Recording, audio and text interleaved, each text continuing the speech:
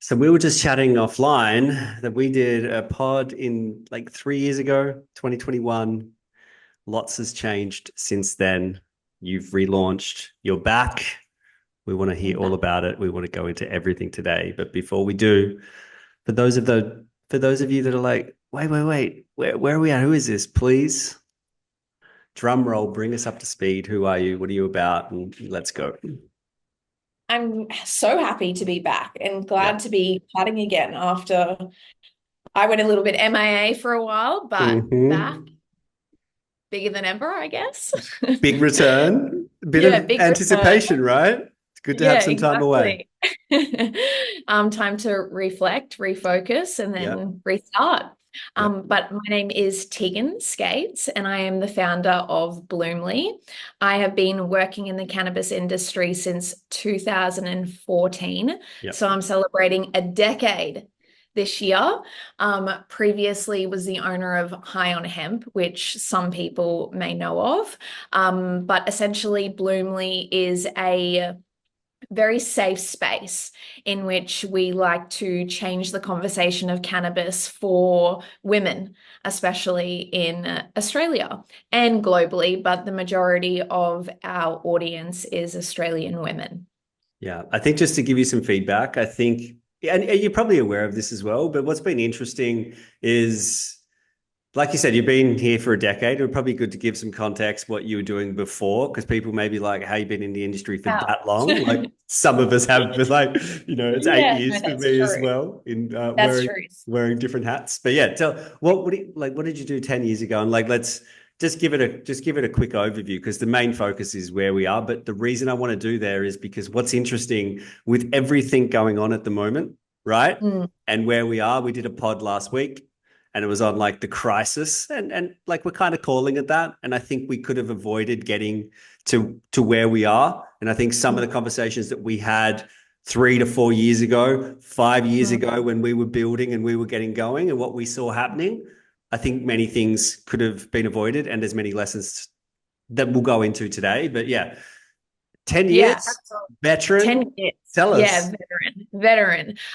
So I've done a lot of things in this space, I feel, but um I was very lucky when I got my break into the cannabis space. I met somebody who had been actively involved in the medicinal cannabis space, and from there I was able to travel and connect. I think I went to MJ Biz conference in 2015. Yeah. And I remember walking around and there were 1,600 exhibitors and being like, holy shit.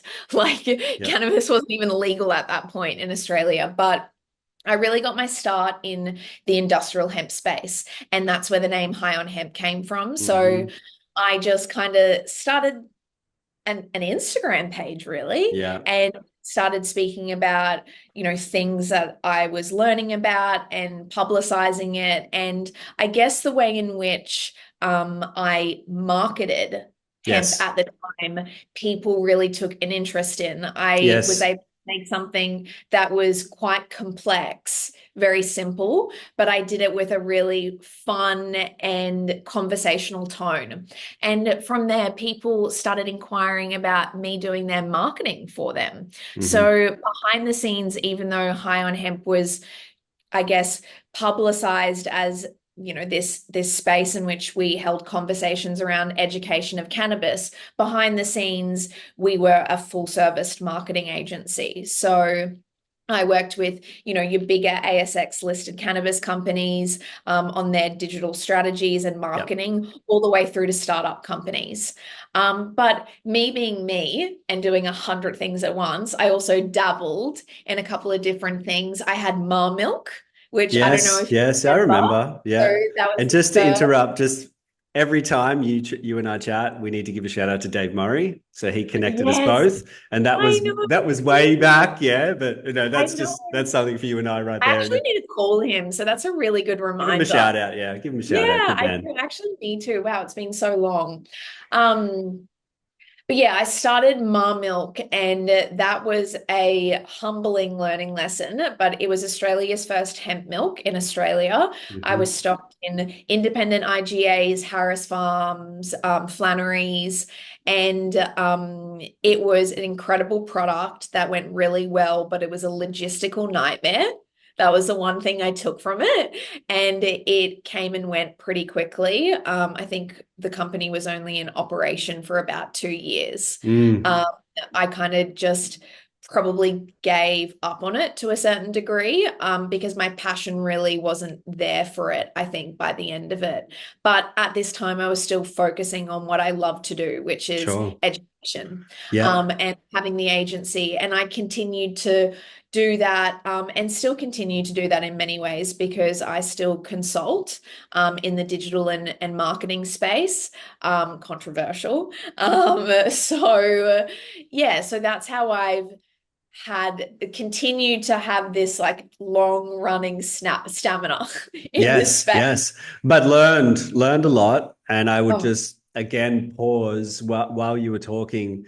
There was some fairly like iconic shots when the industry was getting going, and maybe they're coming to your mind as well. And we'll yeah. probably put some of them up here. But I remember like cannabis is becoming legal, and I know everyone's kind of increasingly we see where the numbers are. Maybe there's a slight decline. Who knows? We'll probably double tap on that right now.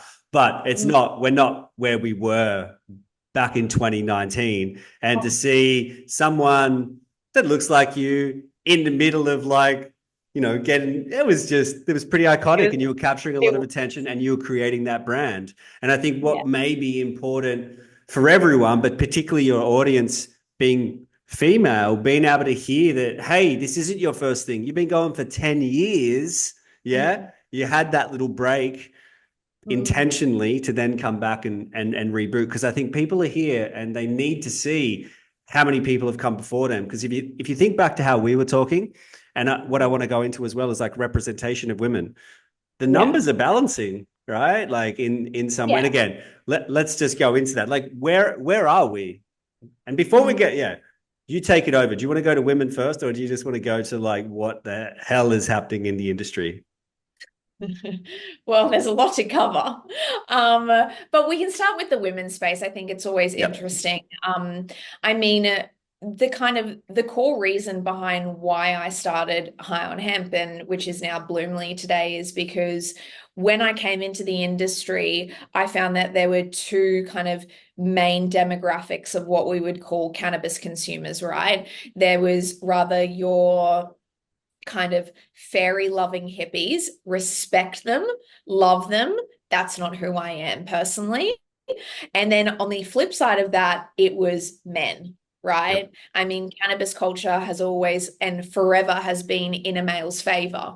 And if we look at, I mean, just the background of cannabis and the history of cannabis, the way in which it's spoken about, the accessories behind it, the tone of voice behind it, it's always been very masculine, right? So when we speak about, I think, cannabis being stigmatized, which we all know has been stigmatized for such a long period of time, there's an additional element, I think, for women in this space, which is shame. So, because, sorry, I have a hair stuck in my lip gloss. No worries. um,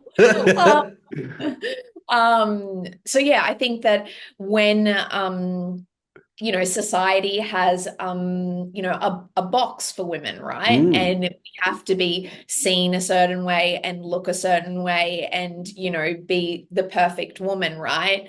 Cannabis doesn't fit into that box, right? And if you're a consumer of cannabis, I think that women really struggle to, accept that and to publicly announce that, right? Because they're worried about what's going to happen and what mm, the reaction is going to be. I often use the example of if a mother, for example, is rocking up to a girls' night, if she brought a bottle of wine with her, nobody would think twice. But if mhm, she came with a joint, as an mm, example, she mm, would be frowned on, and mhm, people look at her and think, is she a good mother? Does she do that in mm, front of her children? Mm. Is she accepted by society? Yeah. So I think Can that I is really, pause? How does yes. that mother who comes to the girls' night, dear, like she has edibles, Oh, yeah, yeah, yeah. pastels. Mm. Well, I Is mean, it it obviously, changing? Like, yeah, it is. I think it is. I think, cannabis is controversial because it's complex, right? That's something yeah, that I've always said. And I think it's because people don't understand it. And it's very intricate, right? Understanding how cannabis works and how it works for you. It's so highly individualized, pardon the pun. But I think that yeah, I think just in the last couple of years, obviously the rise in patients and the rise of just the marketing of cannabis, especially in media as well, the good and the bad has lifted the conversation of cannabis, right? And mm-hmm. people are starting to talk about the benefits of it. And I also think, and this is something that we've discussed for many, many years, is long gone are the days in which consuming cannabis is associated with ripping bongs or smoking joints, which is very much a part of Australian culture, right? I think that, we've elevated that conversation and it's starting to be seen as a legitimate Yes, treatment option for yes, people, which overall I think is making for better conversations yeah, within those communities. Do I think that there's still stigma attached to it, especially for women? yeah, Absolutely. yeah, Um, and I think it's going to take a very, very long time for us to come out of that. sure. But yeah, I think it is changing Can I ask with another this. question then, just before we go on? And I know I don't want to go down too, Mhm. yeah, I don't want to get too off track, which I have a capacity to do. But what I'm focusing on at the moment while you're talking is the root of administration is super important for women and how it's perceived. And so I imagine you would speak to this better than me, but like if you've got someone who is having flower, and yeah, that's the predominant at the moment, but for women, there's multiple ways that one could consume cannabis. Are you able to Yeah, go into maybe a little bit of detail and just speak to what you see as potential areas? And let's think about it this way. Let's think about it to someone that is already in the industry, already gone from using inferior options and being able to see that they're utilizing cannabis to then potentially like, how else could I use cannabis? And obviously not going down any pathway of talking about brands or anything, but like what's available, because I know suppositories are super interesting, right? And then yeah, like how can you expand on that a little bit, because I think that's going to be very important if we just capture that one to two people out there. Maybe it's someone that has the sister, the mother, whatever, but I think that's going to be super important, particularly if we're going for that patient education, which I think totally. in today's like where we are with cannabis, I think it's super important to continuously go for the benefits and highlight and showcase how beneficial a plant can be in different routes of administration.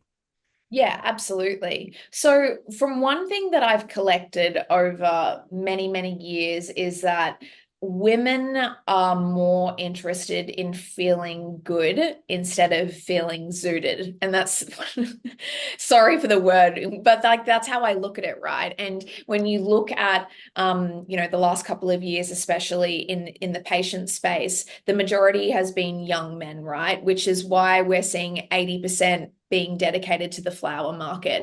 I have Mm-hmm. no issues with flower. I think when consumed consciously and consumed correctly, it can be very, very effective. But I think there is a ton of other delivery methods that are usable. But unfortunately, there's still a lot more data that needs to be produced in this industry. But definitely, I think we're going to see a rise in pastels, which is very exciting. Those lower dose pastels, I'm Yes. really excited about. I think that, we know that pastels can steal your soul if done incorrectly because we understand the science behind it, right? What's a And I low think dose, Tegan? Because I've been on this me, side of the world for a little bit, right? And when I oh, heard okay, it was true. so Okay. easy to see edibles coming into the market, and sorry if I'm keeping going, it's an No, edible in no. some ways, right? And so when it came through, and then I heard, yeah, they're in the market, cool, and they're 15%, and now there's like 30%. I'm like, You wouldn't see me for a week. Like literally you well, wouldn't see like me. what's For me, a low dose? Yeah. I mean, look, I'm not a doctor I'm a and I 2.5 guy, yeah. So let's just yeah, that's it. I'm just gonna get That's out it. there. I That take is 2.5 honestly and I can take that regularly. I think that a 2.5 during the day is absolutely beautiful. It's just enough that you can still be very conscious and aware and you can still work, which is so important. Then maybe moving into the night, you could do Yes. a 5, but then also combined it with other cannabinoids, so your CBDs, your CBNs, your CBGs potentially. But Mm-hmm. I think that I mean, and we know the science behind this, right? Is that, how when you consume a pastel, it's digested through the liver, right? And it turns into an entirely new compound Yes. called 11-hydroxy metabolite, which can be 5 to 10 times stronger than THC, which is why our experiences are so varied with it. So I think that if you are a beginner and you're given a 10 or a 15 pastel, you are going to scare the shit, Yes. excuse the No, French, yes, a yes, beginner. And yes, I really want to dive into this because I think it's such an important conversation, especially after what we've seen this week. But yes. yes, I think that lighter, lower doses, especially in females, are definitely of interest. And right now, we have seen very, very little to that on the in the But Australian market. there's not a lot of awareness, right? And what kind of like what Mm, dominates dialogue, I think, and discourse is your kind of bigger hitters. And so, like yeah, for me, coming out and saying 2.5, people are probably scoffing, right? And I being know. like, oh, but I guess what we're saying, and you used the perfect context to kind of get through today. Now, if you have a flare up, you're in chronic pain, probably Mm. you've got different routes of administration, which are then going to be able to be Flower is amazing. correct, Yeah. be more useful and be more appropriate. But the context that you spoke about in terms of how I'm going to be like consuming this and consciously consuming it, and probably giving a shout out to Harry as well. Mm. I know Harry and I we mentioned you when we're on the call, and we can check out this one around conscious consumption because I know he's got some wonderful thoughts around effect. And I Yeah. know you both have kind of chatted around that, right? A bit of a shared passion. Yeah, absolutely. Yeah, it's such a, I mean, from my outlook on this industry, I mean, we're seeing a lot of people enter the legal space and the legal system, which is absolutely what we want, right? We want to Yeah. legitimize it, and the way to legitimize it is to get people within the system. Yes. But what we're seeing at the moment is the majority of those who are currently in the system are medical users consuming at recreational rates. So they're dictating the products that we're seeing in market, which is why we're seeing these flowers, which are Yeah. 28, 29, thirty Yes. percent Yes. and Yes. doctors prescribing those products. Yes. So again, we have seen a system which has been tailored towards a male demographic.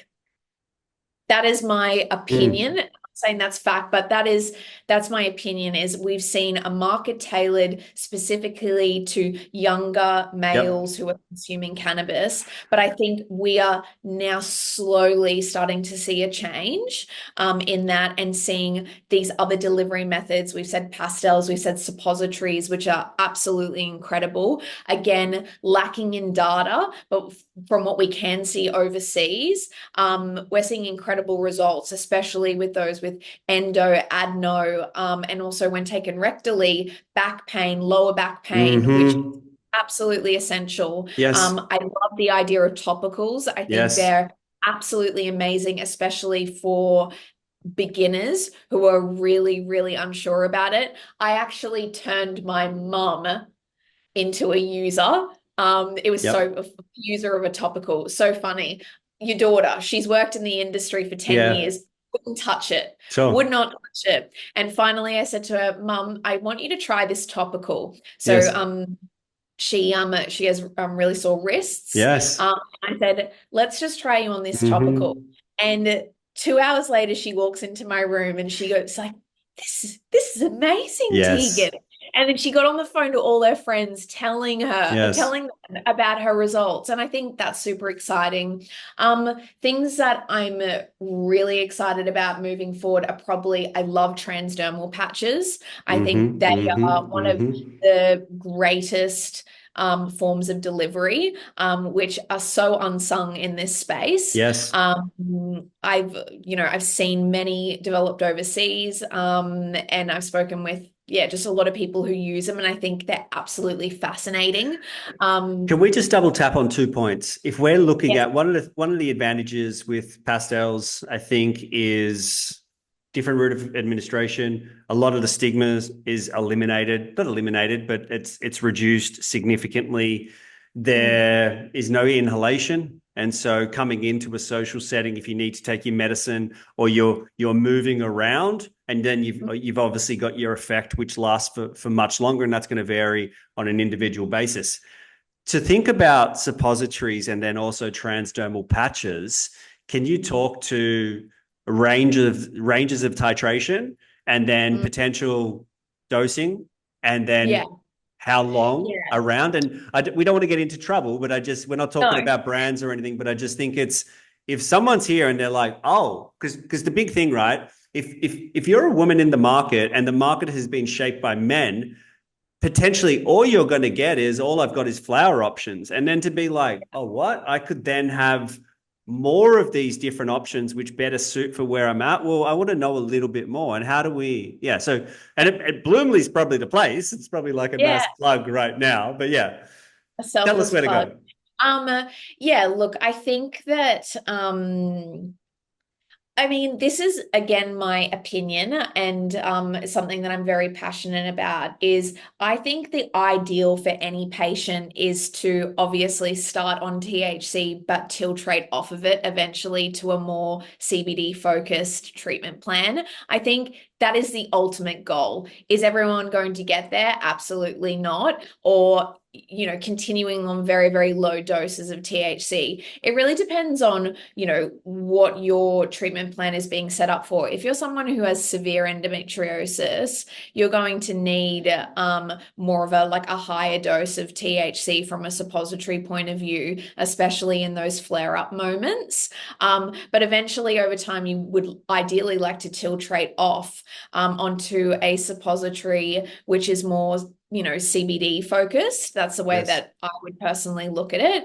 But, again, they can be pretty effective in terms of its onset.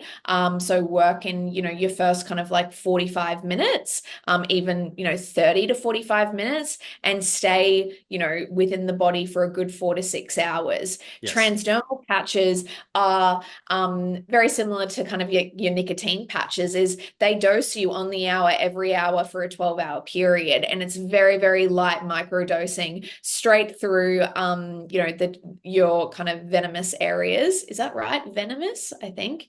And it's going straight into your bloodstream, and it has a far longer effect, Mm. because that's how they're built to work, which is why I love them.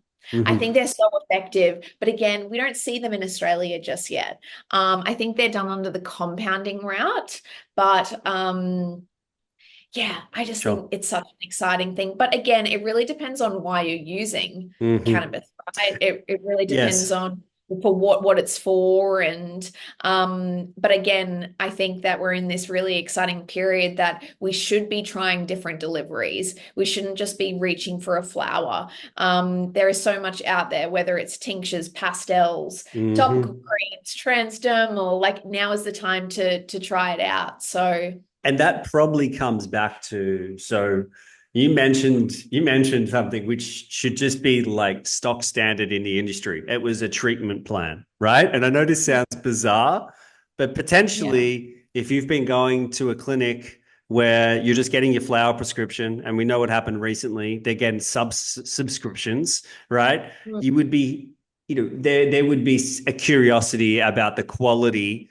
of care that is being provided and how tailored to your needs that would be. After we did our last pod, one of my friends reached out to me And she said to me, "Oh my gosh, does this happen? Like I'm on a treatment plan. Everything you described in terms of how it should be, I get. I can't. I couldn't imagine going down this pathway if I was down in another place." And so that comes back to the quality of options that one can have is then dependent upon having a treatment plan, and having the treatment plan is dependent upon the healthcare practitioner. Correct? Yeah. How do you again run on that from Yeah, no, it's a that really good up? question. Yeah, sorry, it's I really was like chewing on that whole situation that happened last week, right? Yeah. And I mean, if I had $1 for every single time that article was sent to me, Yeah. I'd be a billionaire. But I think the main thing that we can there's multiple things that we can take out of that particular situation. And I think it is really important to talk on at the moment. Like first and foremost, there's a grieving family involved here. So I want to be very Yes. conscious of that. But I think in that particular situation, it raises awareness of the fact that it is so important that if you are a patient considering medicinal cannabis and you are going through a clinic, first of all, you should present your whole medical history. If someone is not asking for your medical history, that for me is a red flag. I know that that family contacted that clinic in regards to that person's medical history, and it wasn't taken into consideration. But if you do have the likes of, schizophrenia as example in your family, you have lived with that. I mean, there has to be a crossover there. And that's a massive issue in this space is that GPs and cannabis clinics and the whole healthcare system, they don't talk to one another, right? So it's really on you as a patient to be disclosing that.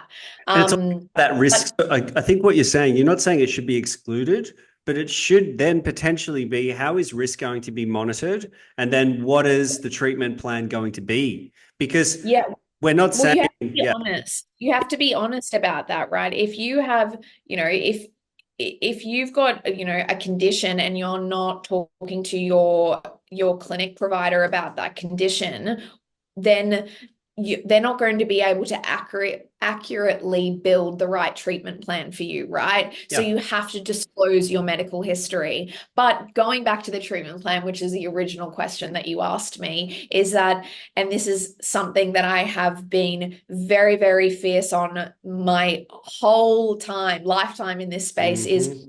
who you go on your cannabis journey with will dictate your whole experience with it.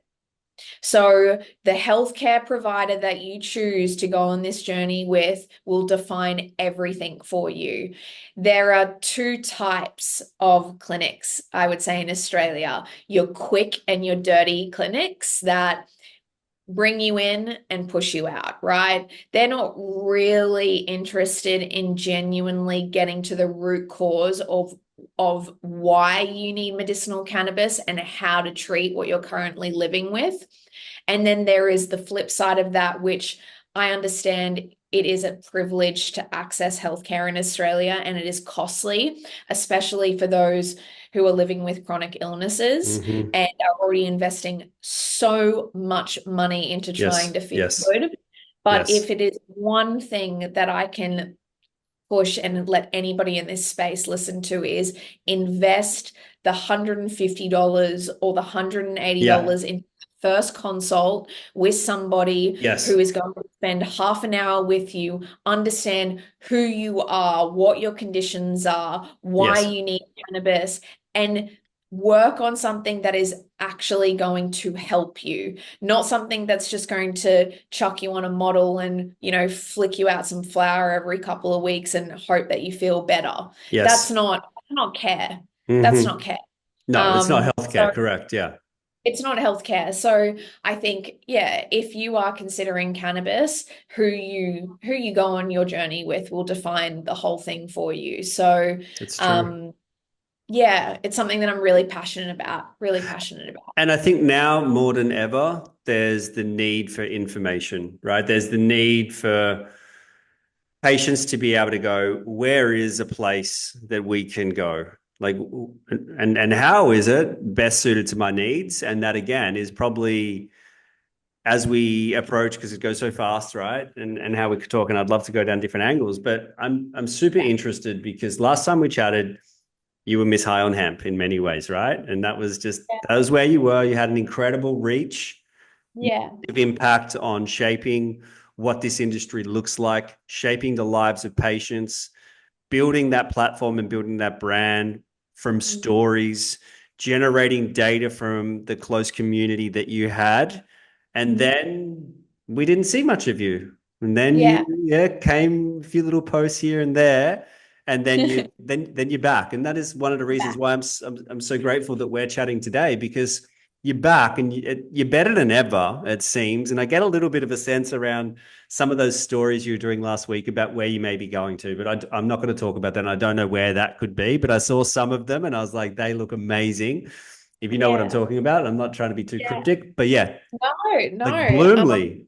Yeah. Yes, What is Bloomley. it? I'm reborn as Ms. Bloomley now, which Yep. has been in the pipeline for so long, to be honest. I mean, we spoke about Bloomley in 2022, and then I Yes. kind of put on the back burner. And being, an undiagnosed ADHD person and a absolute perfectionist, I knew that when I brought out Bloomley, I wanted multiple things to come with it. And at the time, I just probably didn't have the right resources around me to be able to do that. But now that I do, but now what I am working towards, and it should be launched next week, is something that I'm really excited about, is a curated prescribers list. So Okay. particularly prescribers who are specializing in women's health. So again,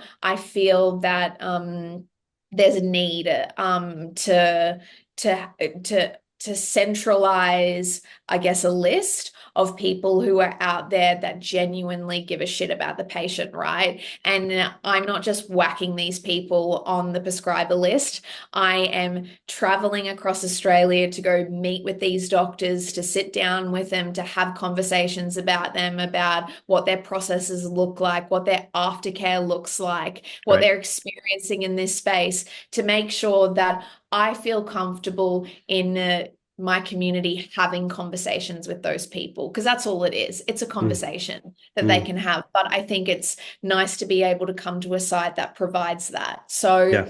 there'll be a mix of clinics and a mix of independent doctors on that space, which I'm excited about. Great. Um, and yeah, I think that's been something that I've been working on for a good 6 months. So Okay. that that would be good to bring Yeah, find. very, very useful resource for the industry. What else can we expect? Because I've seen the recent series. A lot of people are writing to you, writing some love, like, powerful Yeah. stories. What else can Um, we expect? One thing that I am bringing out, it's a shop. So, again, going back to what I said earlier, is I think that especially when it comes to the cannabis space and cannabis culture, it's always been very masculine. Yes. And one area that I think has not been spoken about or tapped into is accessories. So, the cutest thing I ever found was probably like a Louis Vuitton wrapped bong. That was like the best of the best for females. So I'm bringing out, I guess, a range of accessories, with a company that's based overseas. So I'm going Yes. to be selling their products here, which That's what I I'm was referring to with the story. I saw that come Yes, out. Yeah. yeah, which Amazing. I'm super excited about. So it's a brand called UU, which I absolutely love. It's very feminine, very fun, and it's something that you're proud to show off Yeah. and proud to put in your purse or proud Cool. to leave in your kitchen. Yes. And also just really quickly, because I think this is something that's really close to my heart, and I know close to your heart as well, is that 10% of all profits is going to be going back to medicinal cannabis research, Awesome. particularly women's health. Yeah. So Amazing. I'm really excited to give back where I can, and yeah, That's so put good. my money where the research is. Yeah. Yeah. Fantastic. So, what else? Like, so say if there is someone listening and they've been following you for ages and they saw you drop off while you're talking to them on Bloomly, Is anything kind of coming up for you at the moment that you want to share, or anything kind of coming to wrap up and kind of get to that point of, because you're back, yeah, you're going to be Yeah. around. Everyone knows where to come and see you. We've been dropping it throughout this podcast. Like what do you want to share if there is anything that's kind of come up or some reflections on where we're at? Oof, where are we at? I mean, I'm hopeful that it's changing. I feel like we're moving in the right direction. I think we'll see a lot of change in this space in the next 12 months. I feel a shift coming, Mm, which I'm really excited about. And I what have I learned? I think one thing that I'm really into at the moment is conscious consumption. I yeah, think that that's something that I really want to continue to keep highlighting. And also um yeah just highlighting the plant, highlighting conditions. Oh, I probably should talk about the podcast. I launched a podcast earlier this year in which I'm interviewing researchers, which I think is so important. So, interviewing them on where the data is in regards to a certain condition and what's lacking and what we need moving forward. And in that process, I'm also getting to help these researchers recruit individuals. So right. that's one thing that I'm excited about is recruiting people is really, really hard. That is Yeah. one thing I have learned. And getting people to get actively involved in research trials, Yes. a huge, huge issue. So to be able to use the platform to get people to potentially get involved in Yeah. research trials is absolutely amazing. So Amazing. season two will Amazing. come out next year, which I'm really excited about. We'll have a couple more to wrap up with at the end of the year, but I'm just going to continue to just stay in my lane and just do what I do best. Yeah, That's yeah. really it for me. That's cool, What man. about Just you? continue building that. So we're doing that. We're doing that endo study. We're doing that clinical trial, which is really cool. So that's going to be coming live. I think first patients are in hopefully in the next month. So that is one of the ways that we have our impact. A lot of what we do is behind the scenes, right? So we're doing multiple FDA clinical trials, doing some really interesting studies for like cannabis and obesity, looking at Wow. oncology and cancer patients with a 4-arm clinical trial. And that's going to be moving the needle. So we're going to be able to demonstrate safety and efficacy of cannabis in different routes of administration for oncology patients. And obviously, that is a huge area that is going to Mm. explode, particularly when we Yeah. have the right research. Endometriosis, we've been big supporters of that, through several trials, and that'll continue. But that, and I think Australia is probably leading with Mike and the team, which is fantastic. So yeah, we're Oh, very proud love to him. be, very proud to be doing that. And it's a revolutionary study where, it's facilitating individuals to be at home. So yeah, for us, it's just we research is our vibe. It's not as sexy as some of the other areas, and it takes a long I think time, research right? is very sexy. I Okay. think it's very It takes a sexy. while. There's delays It's at times. There's yeah. there's things that go on. It's But they important. really, It's yeah, very, they yeah, honestly, like researchers are the unsung heroes of the cannabis industry, and we owe everything that we do to them. And people, they're probably the most underpaid and overworked in this industry. And if it wasn't for them, I couldn't do what I do. And I know a yeah, lot of people couldn't do what they do either. So, yeah, um, yeah. Good shout out. Great shout yeah, out. Yeah. all the researchers.